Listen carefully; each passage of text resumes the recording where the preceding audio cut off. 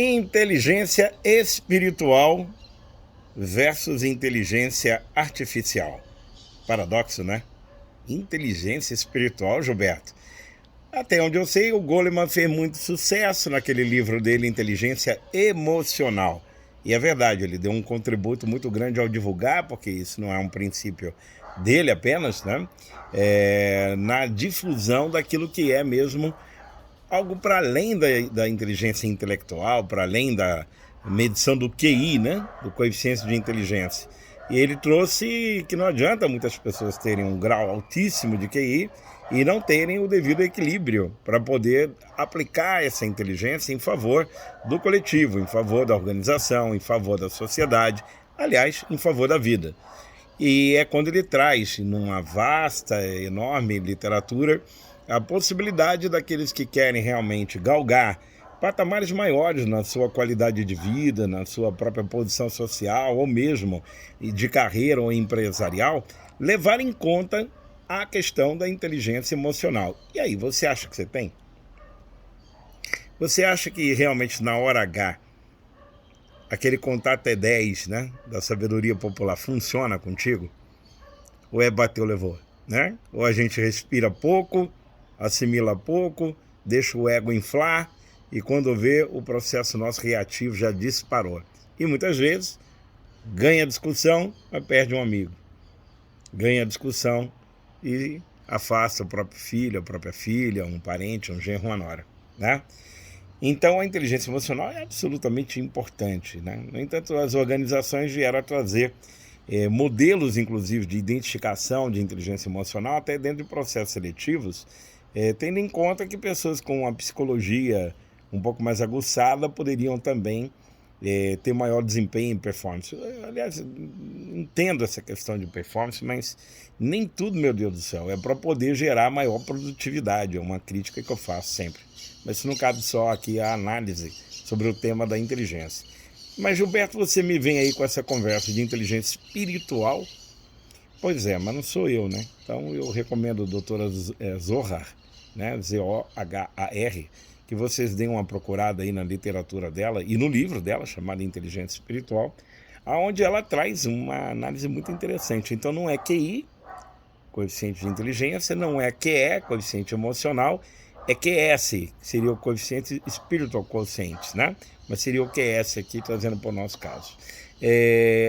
Que é a inteligência espiritual na visão dela, capaz de realmente integrar o poder da energia, do foco emocional com a capacidade intelectual desenvolvida em prol de um objetivo, levando-se em conta mesmo um bem coletivo, levando-se em conta mesmo a ética, levando-se em conta, sem nenhuma sombra de dúvida, o poder e o potencial que este sentimento chamado amor, solidariedade, compaixão, integralidade, né, carrega em termos de resultado numa organização, do ponto de vista do impacto nos stakeholders, né, enfim, dos resultados da qualidade dos seus produtos e serviços.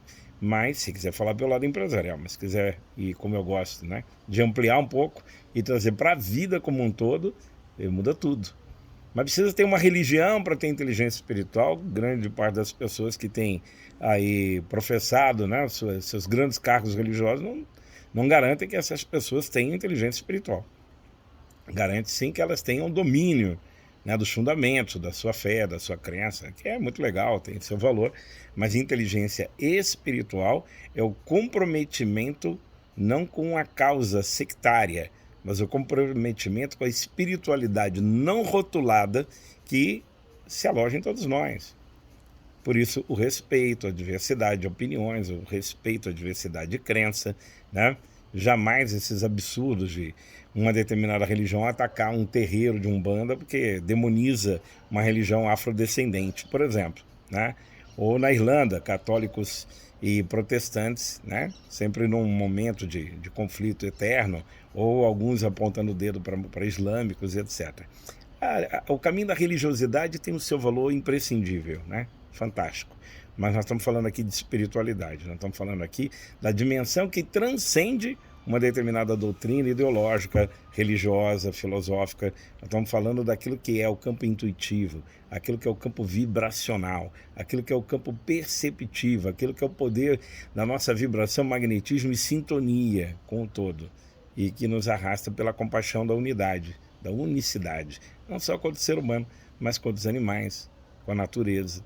Então a doutora Zorra, ela traz aí nesse livro, que eu recomendo realmente, né, uma percepção muito profunda, uma ecopsicologia aprofundada, né, uma amorosidade muito grande no nosso olhar, no nosso cuidado conosco mesmo, sobretudo, né, no autoconhecimento, na autopercepção. E quando eu comparo isso com inteligência artificial, eu diria que a nossa tecnologia inata, quando revelada, ela tem um poder gigantescamente superior a qualquer artifício que seja resultante, projetado, né, pelos modelos matemáticos da vida, que também têm sua importância, têm sua razão, né? Os modelos algorítmicos têm a sua razão de ser e vão melhorar a qualidade de vida em grandes frentes para a humanidade. Isso é indiscutível, vai reduzir muito a operacionalidade, vai reduzir muito a força bruta, muitas vezes, né? Na medida que a inteligência possa estar associada a equipamentos, a maquinários, a robôs, enfim, né? Tudo isso é muito válido, mas eu fico pensando, né? A gente fala hoje de computação quântica, né? O que é computação quântica? Que vem por aí e vai revolucionar mais ainda toda a tecnologia. Não é o binário da informática que a gente conhece hoje, 0 e 1, né? O binário. É 0, o 1 e todos os intervalos compreendidos entre eles ao mesmo tempo. É difícil explicar, mas entenda uma coisa, fala em quântico, fala em simultaneidade. Então os computadores terão uma capacidade de processamento extraordinariamente maior e numa velocidade incrível, porque eles vão fazer uma série de correlações matemáticas, algorítmicas em simultâneo em tudo que vai processar. Claro que não é a melhor explicação técnica, né? Os técnicos aí que me perdoem, mas tentando traduzir um pouquinho. Aí quando a gente pega o Sai Baba, lá na Índia, né? Que ele já na época dele fazia extraordinários feitos, né? Muitos chamaram de milagre. Mas um fato era, pessoas da Índia inteira, de províncias pobres, que não podiam ir lá até Delhi ou até lá o local onde ele se encontrava para uma palestra, coisa do tipo, escreviam cartas e colocavam em envelopes e pediam para aquela pessoa da província que ia, todos os vizinhos juntavam os envelopes e entregavam. Porque eles faziam perguntas ao Sai Baba naquelas cartas e pediam também cura.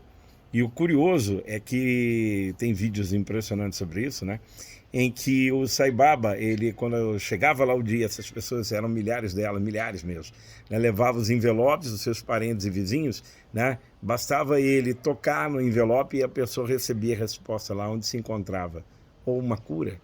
Ah, mas isso é fé. Sim, é parte da tecnologia, né? E que lindo que a gente pode usar essa coisa tão poderosa, né? Tão grandiosa. Mas o que eu estou querendo dizer é que isso, a fé de muitos em separado, não conectados, é estranho, né?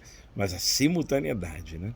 Quer dizer, o Masaru Taniguchi também, muitas das vezes, e também Chico Xavier, mal abriam cartas que recebiam nas épocas deles, eram exatamente cartas, né? Que eram escritas, não tinha e-mail, né, gente? Não tinha WhatsApp. Então, muitas vezes bastava eles colocarem a mão sobre o envelope, eles já sabiam o conteúdo e comentavam com seus auxiliares, né? Qual era a dor e a angústia daquela remetente, daquele remetente, né? E ele automaticamente emanava luz e vibrava em função da resolução do problema que angustiava aquela pessoa, da cura dela. Então, o que eu quero dizer é que a tecnologia espiritual depende de coisas tão íntimas e tão próximas de todos nós, que é o mergulho interior, que é um autoconhecimento que precisa fazer uma extraordinária reforma, ressignificação, um refresh de conceitos, de valores, de crenças, né? Estão muito arraigados e a gente tem medo de aprender, né? É preciso se desconstruir, ampliar o diapasão, né? De frequência nossa, aumentar a espiral de consciência, e aí vai notar que a tecnologia espiritual pode conviver com a tecnologia da inteligência artificial, aí venha qual vier, a robótica que vier, nossa capacidade é gigantescamente, telepaticamente, espiritualmente muito maior do que qualquer coisa. E nunca seremos dependentes de nada nem de ninguém, tá bom? Gratidão, muito obrigado.